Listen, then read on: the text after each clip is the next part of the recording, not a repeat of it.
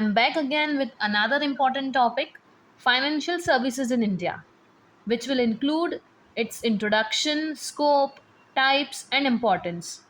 तो आइए समझते हैं कि इंडिया के फाइनेंशियल सिस्टम में ये सर्विसेज कैसे काम करती है और क्यों इम्पॉर्टेंट हैं।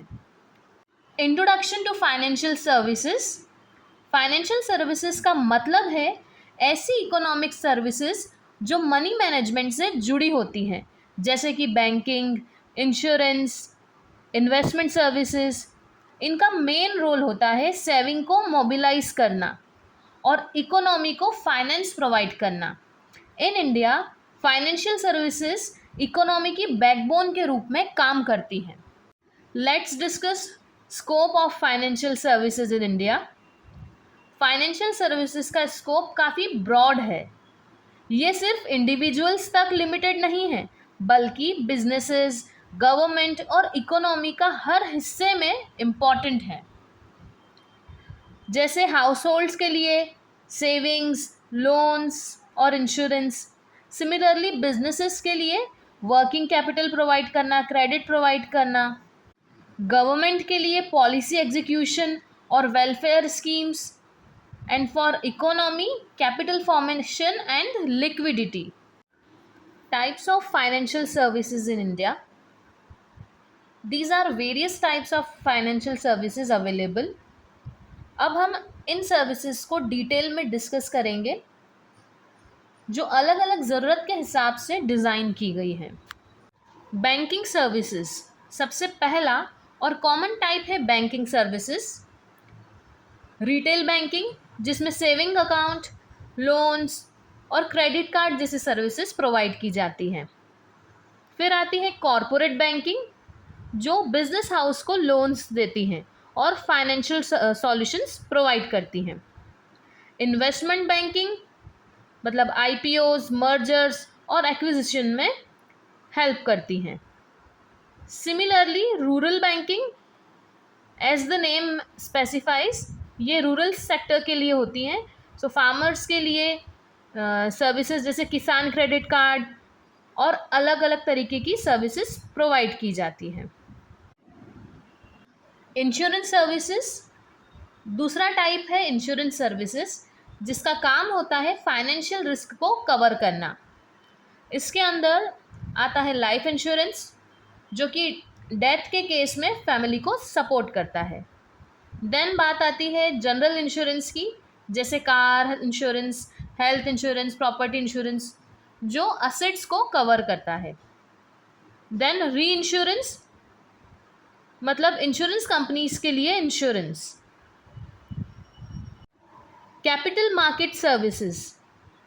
कैपिटल मार्केट सर्विसेज उन लोगों के लिए होती हैं जो अपना पैसा स्टॉक मार्केट में इन्वेस्ट करते हैं, जैसे स्टॉक ब्रोकिंग, शेयर्स को बाय करना, सेल करने की जो सर्विस होती है वो। फिर mutual funds, collective investment options होते हैं ये। सिमिलरली पोर्टफोलियो मैनेजमेंट, जहाँ पे आपको पर्सनलाइज इन्वेस्टमेंट सॉल्यूशंस प्रोवाइड किए जाते हैं। Also underwriting is there, जहाँ पे कंपनीज के आईपीओ में मदद की जाती है। Asset management services.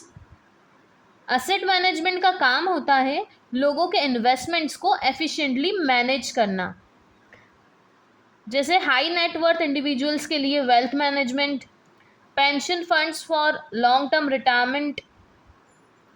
Similarly trust services, जहां असेट्स को सिक्योर रखना होता है फ्यूचर यूज़ के लिए। Non banking financial services, NBFCs. NBFCs bank की तरह ही काम करते हैं, लेकिन इनके पास बैंकिंग लाइसेंस नहीं होता है। Loans, vehicle finance, micro finance जैसे सर्विसेज प्रोवाइड करते हैं ये। रूरल और सेमी अर्बन एरियाज़ में भी इनकी डिमांड काफ़ी ज़्यादा होती है। For example Bajaj finance, Mahindra finance.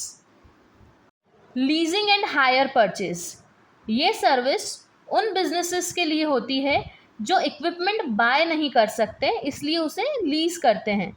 So leasing में क्या होता है, रेंट पर यूज़ करने को हम लीजिंग कहते हैं। सिमिलरली हायर परचेज, यहाँ पे क्या होता है कि ईएमआई के थ्रू परचेज किया जाता है with ownership at the end. ये स्मॉल बिजनेस के लिए काफ़ी यूज़फुल होती है। फैक्टरिंग एंड फोरफेटिंग, ये फाइनेंशियल सर्विसेज ट्रेड और एक्सपोर्ट से जुड़ी होती है। फैक्टरिंग मतलब आपके रिसीवेबल्स को जल्दी कैश में कन्वर्ट करने की सर्विस को हम फैक्टरिंग कहते हैं। और फोरफेटिंग मतलब लॉन्ग टर्म फॉरेन रिसीवेबल्स के लिए ये होती है और बिजनेसेस को लिक्विडिटी प्रोवाइड करती है। अब बात करते हैं fintech and digital financial services की। आज के डिजिटल ज़माने में फिनटेक सर्विसेज काफ़ी ज़्यादा फास्टली ग्रो कर रही हैं, जैसे UPI, wallets, Paytm, PhonePe etcetera.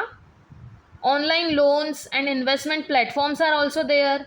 Robo advisors जो एआई के थ्रू इन्वेस्टमेंट एडवाइस भी देते हैं।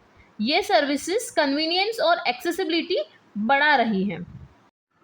Importance of financial services in India, क्यों इम्पॉर्टेंट है ये फाइनेंशियल सर्विसेज जो हमने अभी डिटेल में डिस्कस करी? क्योंकि फाइनेंशियल सर्विसेज की वजह से ही इकोनॉमिक ग्रोथ होती है, सेविंग्स और इन्वेस्टमेंट प्रमोट होते हैं, कैपिटल इन्फॉर्मेशन और एम्प्लॉयमेंट जनरेट होता है, फाइनेंशियल इंक्लूजन होता है जिसमें हर सिटीजन को एक्सेस मिलता है फाइनेंशियल सिस्टम का। So learners, let's conclude what we have learn today. Financial services economy की एक स्ट्रॉन्ग पिलर है। हर टाइप के फाइनेंशियल सर्विसेज एक स्पेसिफिक रोल प्ले करती हैं in making the system efficient and inclusive. Digital India के साथ ये सेक्टर और भी ज़्यादा ग्रो कर रहा है। Thank you for listening. If you are having any questions, doubts, I would love to answer them, so please उन्हें कमेंट्स में ज़रूर मेंशन करें। और नेक्स्ट वीडियो आप किन टॉपिक्स पे चाहते हैं वो भी मेंशन कीजिए, तो अगला वीडियो उन्हीं टॉपिक्स पे होगा। और ऐसे ही अमेजिंग कंटेंट के लिए वीडियो को लाइक करें, शेयर करें और हमारे चैनल मैनेजमेंट मंच को सब्सक्राइब करें। Till then keep learning, keep shining.